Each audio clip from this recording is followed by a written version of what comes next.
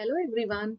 In this video, I am sharing my knowledge on Tulsi plant, its pruning and managing its remains.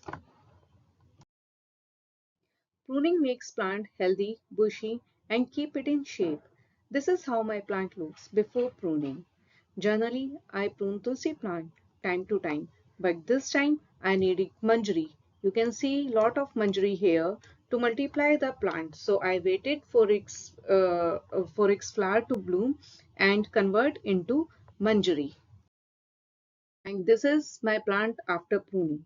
If you do not need seeds, you maintain the plant shape and size by its regular pruning.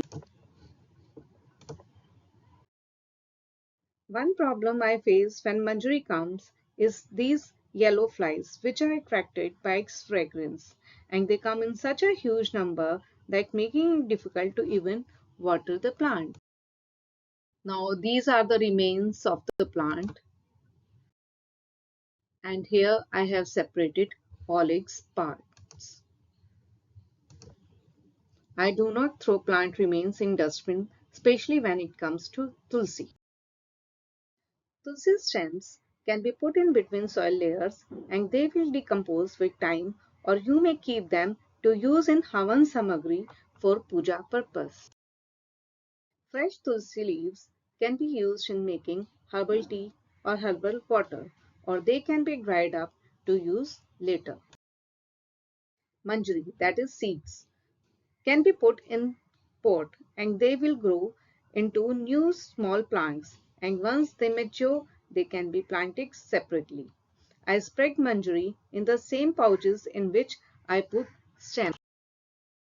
This is how it looks after 4-5 days, and this is another after 4-5 days. Now what will you do with so many plants? Best way is to distribute among your loved ones. You can plant them in milk pouches so that you can easily give them. When I multiply any of my plant, I plant them in milk pouches after pressing from the bottom and a quick wash.